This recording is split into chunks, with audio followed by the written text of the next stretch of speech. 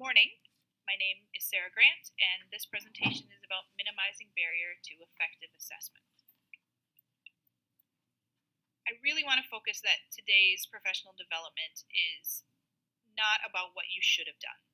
I know everyone is doing the best they can with the information, the resources, and the time they have available.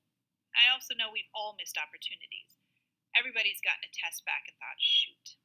Really, this is about all of us improving as we go forward.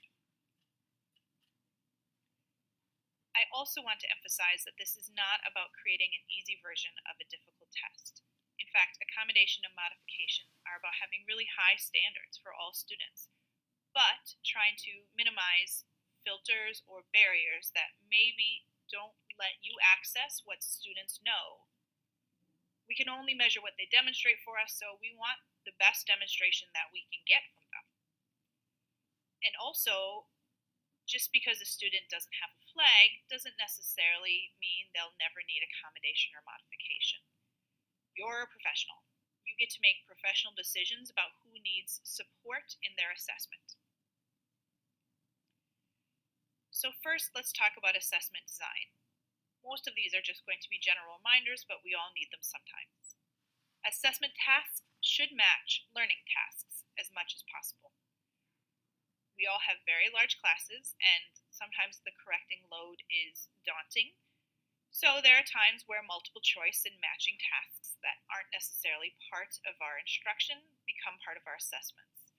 So that may mean you may have to integrate some of those tasks at times during the learning in order for them to be prepared for the assessment. So for example, we give multiple choice in Language Arts 11 tests. I started incorporating short warm-up quizzes that were multiple choice where we could talk about multiple choice strategies. But as much as possible, you want students to show you what they learned in the same way they learned it. Also, you want to make sure that your assessment is focused on the material in that unit, that you're not assuming prior knowledge or skills that the students may not have, and that might get in the way of showing you what they actually learned in this unit. We also want to design our tests with simple, straightforward language, especially in directions, question stems, and prompts. Multiple clause sentences really increase the lexile and may increase the difficulty for students just in understanding what you're asking, rather than showing you what they have control over. And very quickly, I want you to consider, should you be measuring for proficiency or should you be measuring for achievement? If it's a skill that everyone is progressing on, it may make more sense to use a proficiency assessment so you can capture everyone's growth, not just whether or not all students are meeting a normed standard.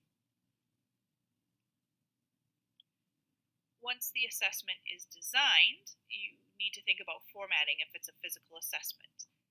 We don't want the page to be busy. We don't want the students to be confused about the flow of the assessment. So, is there enough white space on the page? Do students have space and time to think? Is the font clear and the text large enough?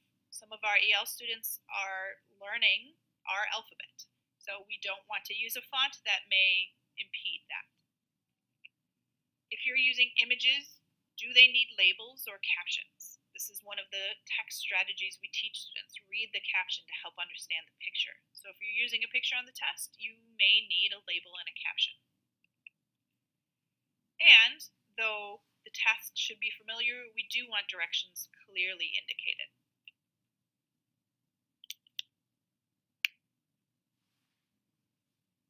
So let's talk about accommodation versus modification.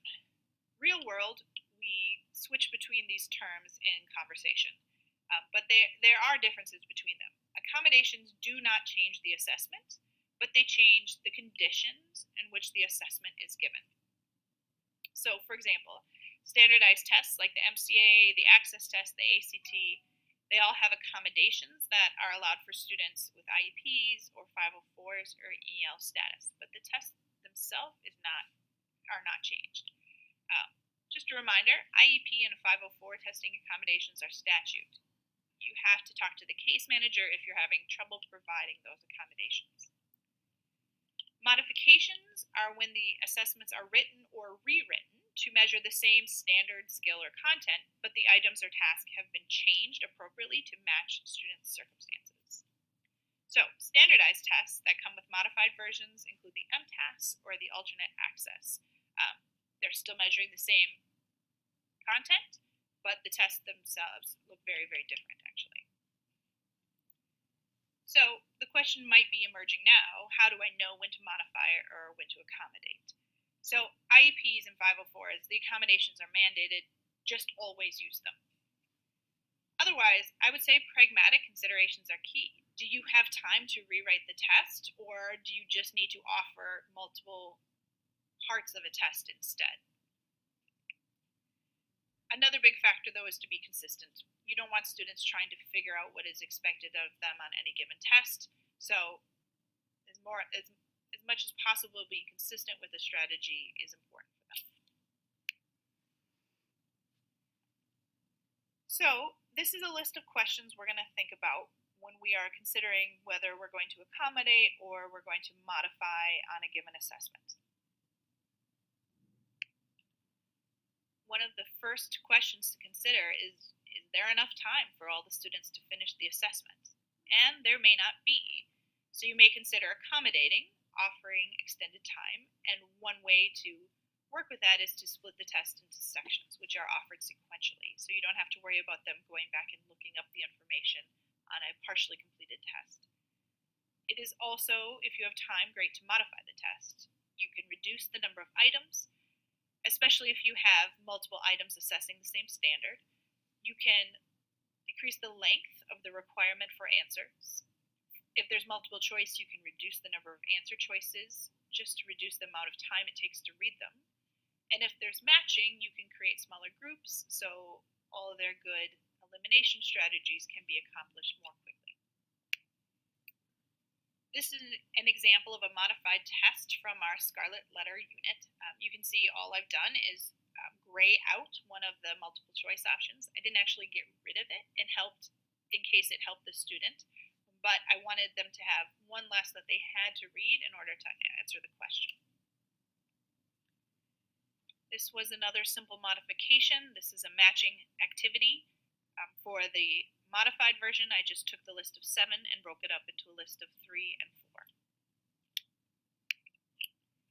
So a second question is, does the test include knowledge, skills, or language that was not covered in the unit? There are times when tests just have to. For example, you're presenting a new poem to analyze or a new passage to look at. Then some accommodations you might consider is allow students to have terms defined or items or directions clarified or simplified. Let them have an audio version of the assessment. Perhaps you can record it or let them read out loud to themselves. Or there are a number of translation or simplification tools out there. For modification, you can rewrite the test items so they are less of a language load. You can also gloss the text, which means very short definitions, or you can add images. So a quick couple examples.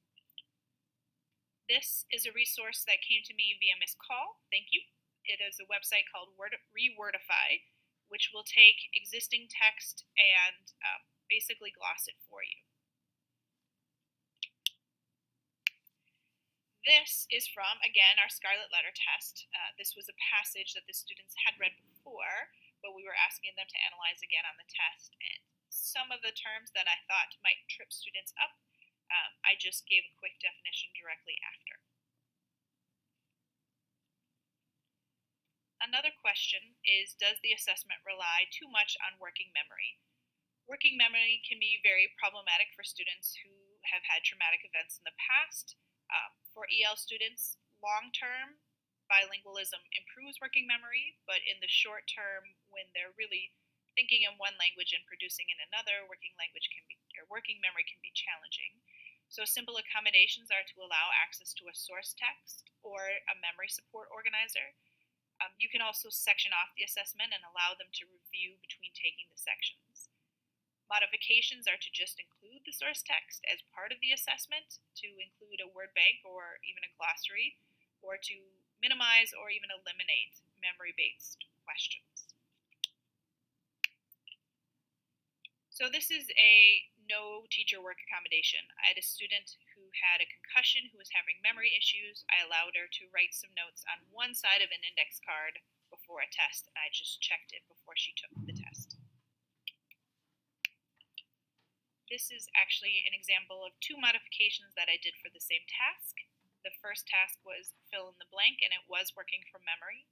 The second was a version I made for my lower EL students that included a word bank. The version to the right included both pictures and a word bank to test the same skills.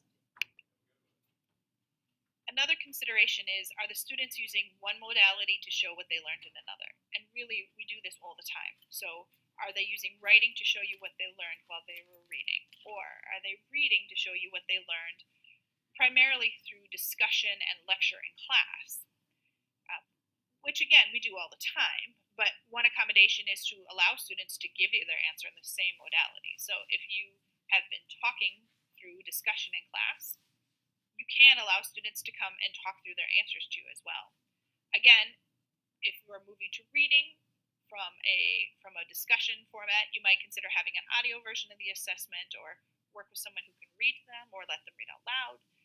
Another thing to do when you're moving from reading to writing is to provide writing supports like pre-writing organizers.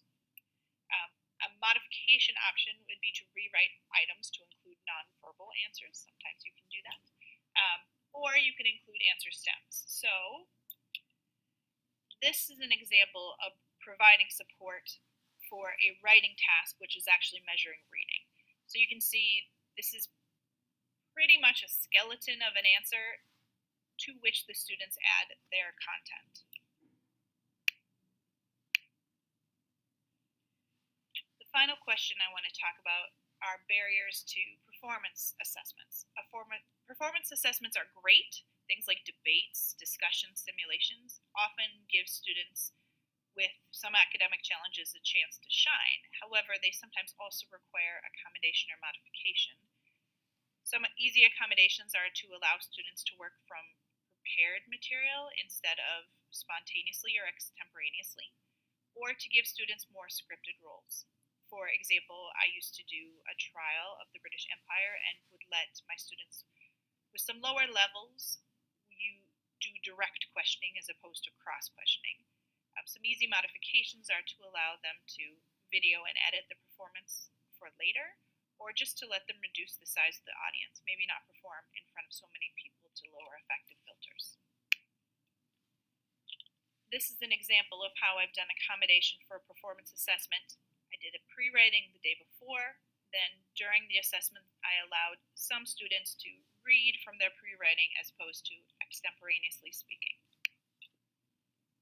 Before we finish, I just want to remind people that we all practice like we play. Students need practice with the accommodations or the modifications on formative assessments. So when they reach the summatives, they're not confused by them, which can actually hinder showing you their best work. Also, pragmatically, it has really helped me to have an organization strategy for test days. So who gets what can be very confusing, especially if you have large multiple groups. I just have a simple spreadsheet with my testing seats named, and then I know in each seat if they get an accommodation, if they're testing in the room, if they get a modified version, and this has really helped me speed up and make sure people are getting the accommodations or modifications to which they are entitled. So I want to end this by talking about your support. So you are not alone at this. It is not your job to figure it out independently. You have your curriculum leads, you have your KICs, you have the admin, and anyone who has a flag has somebody associated with them who you can ask. So for the case managers for IEPs or 504s or their deans, or you can talk to me about students who have EL status. But also you have your team. You have your PLC. I have been in environments where that has not always been the case, and I really appreciate my PLC here.